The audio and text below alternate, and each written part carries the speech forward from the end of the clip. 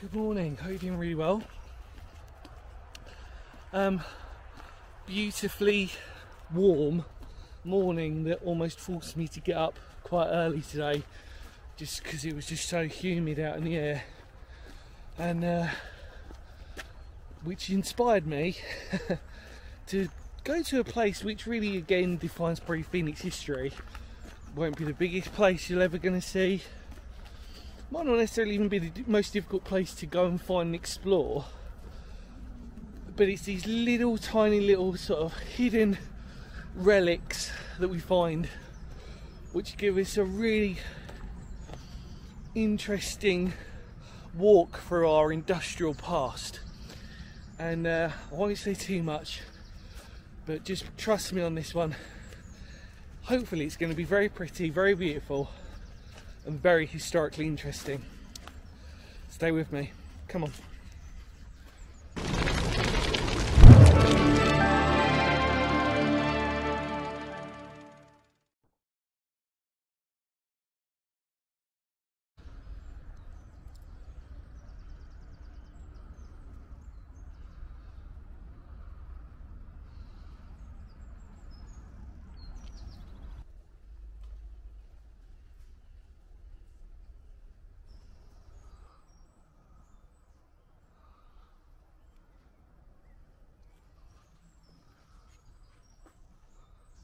Oh my God, we found it.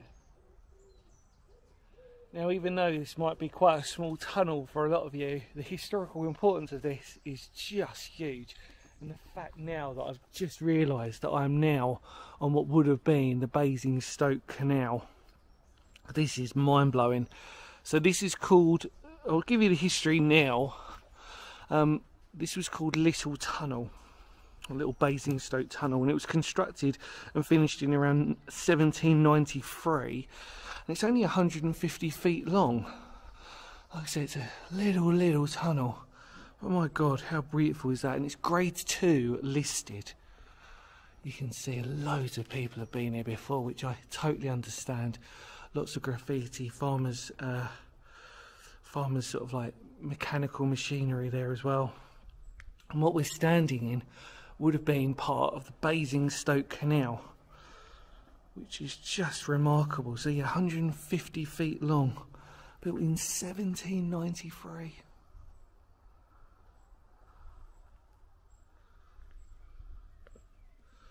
So the Basingstoke Canal, a brief bit of history, because the reason why I'm going to give you a brief bit of history is because actually we're probably going to do a proper video on it at some point. In fact, I will, if I can remind myself to do it, I will put a link down to when I went to Odium Castle, where you traverse or you follow alongside the Basingstoke Canal, because there are sections of it that are still in existence.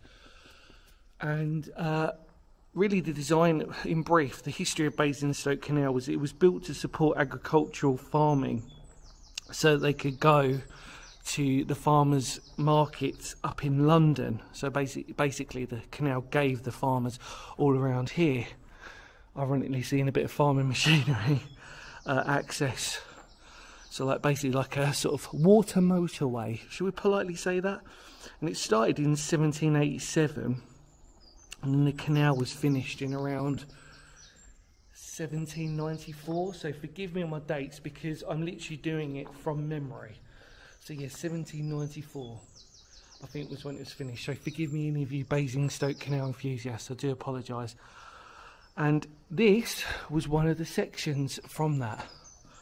And it's absolutely incredible. And then around the sort of start of the First World War, during the First World War, pretty much with numerous different ownerships eventually, it sort of fell into decline, and then they started to slowly close sections of it off. But yeah, built for agricultural farmers, so they could take their wares and trade and everything all the way up to London. And this was known affectionately as Little Basingstoke Tunnel, or Little Tunnel. So forgive me if my history is slightly blurred on it.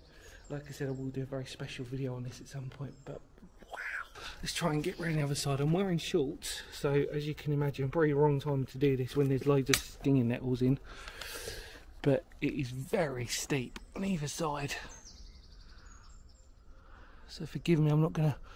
You can forgive me on this, the fact of how many stinging nettles there are, and you can see where the platform, foot platform, I'm gonna say for now. I know some of you are probably screaming at me, going, "Oh God, saying it all wrong," but this is just remarkable. I'm amazed at the condition of it still. Look at this. I mean, let's be honest. If you want the term relic, I'm pretty sure we're going to be okay in sort of like terminology wise calling this a relic. Don't you think?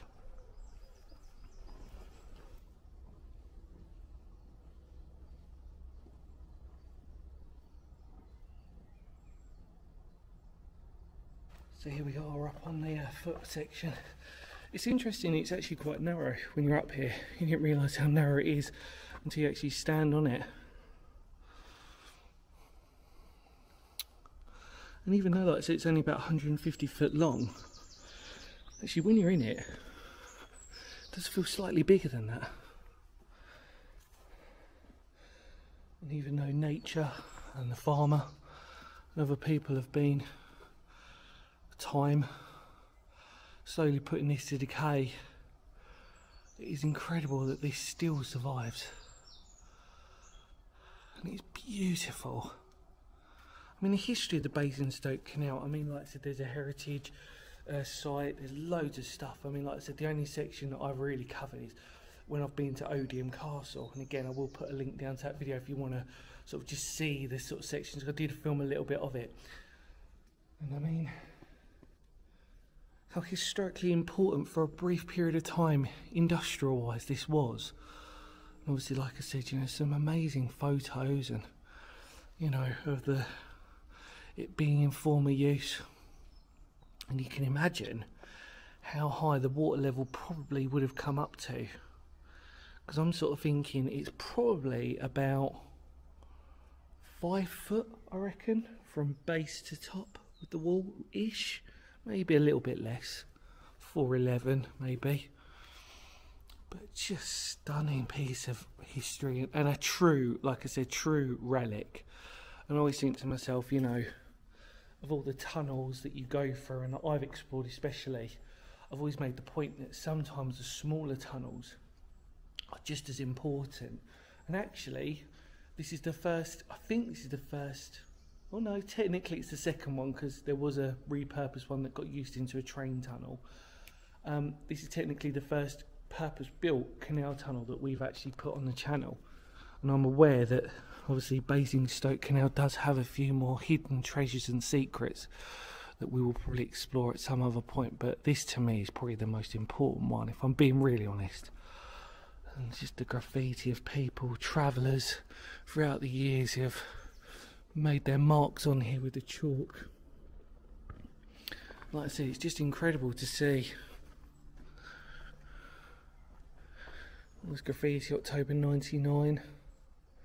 So you're probably going to see some old stuff here. Because of where we are, you can imagine people coming here for years and years and years, sort of going, oh wow, you know, there's that little sort of tunnel down there, just sort of on the outskirts of Basingstoke, you've got to check it out. And then people come down. Like I said, sadly, I'm going to head to the other end. My only issue today is obviously because it is summertime, the stinging nettles have come out in major abundance, so we are limited to our distance of exploring. But however, that doesn't deter me, because of just how grateful I am that at least one of the sides was completely open. What a privilege. Seriously, what a huge privilege. I'm in love with this place. I really am.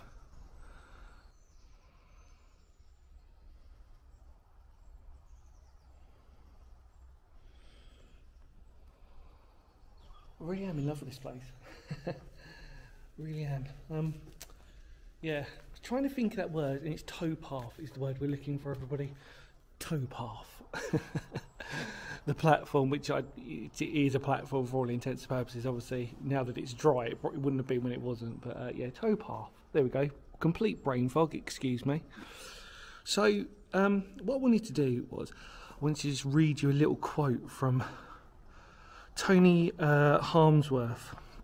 He'd done a written account of the last trip going through Little Tunnel where we are. It says, "It was not until around midday on the 19th that we were able to remove the stop planks at Penny Bridge and quickly move the boat up to Little Tunnel where we are. Stop planks were then installed into the vicinity of Frog Lane Swing Bridge and the next section was filled, but with great difficulty was experienced in filling these sections, and stop planks were reinstalled at Brick Kiln Bridge as the amount of water that was being used was beginning to lower the main pound back through Greywell Tunnel towards Odium." There you go. It said that obviously that it's he said the last boat to navigate through Little Tunnel was probably the Basingstoke, owned by Mr. A.J. Harmsworth. There you go, must have been the brother of Tony. Having left Ashvale with 10 tons of sand on the 16th of November 1913, it finally arrived at Basingstoke Wharf in February 1914. The time indicates the poor state of the canal. Just incredible. And they were sort of noted as well that in the 1960s that parts of Basingstoke Canal, because of how they weren't maintained, they were literally just being left to be abandoned and rotten, was sort of becoming quite an eyesore. Not very British. It's an eyesore, darling. We don't like that. But here you are, beautiful red brick, 18th century canal tunnel, affectionately known as Little Tunnel. Oh, simply beautiful.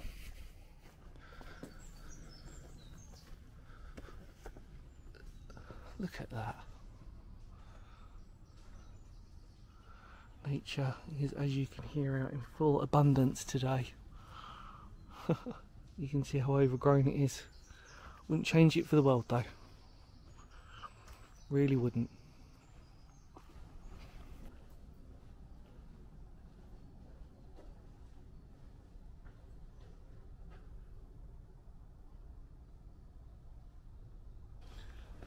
Right, I just thought before we end, I just thought I'd show you this. I didn't really sort of like notice this when we're here. Look, there's like little wooden things here. Look at that.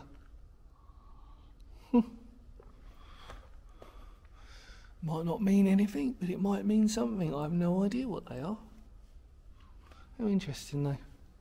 Nice little way to end the video. Not sure if there are any others further on down the line.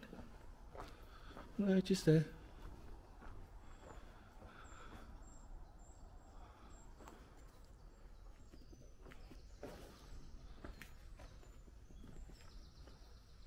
Well, there you go, the immortal words of Phoenix history. Thank you so much for coming along with me and discovering this brief bit of history. I do apologise to the people who are passionate about Basingstoke Canal and its routes. If I did, hopefully I got the dates right. I do apologise if not, and I've got the rough bit of information right as well, sorry. I think for most of you know my channel, I do suffer from brain fog most of the time if it's in the morning, which it really is today. Beautiful sun coming out as well. The immortal words of Phoenix history, because history matters.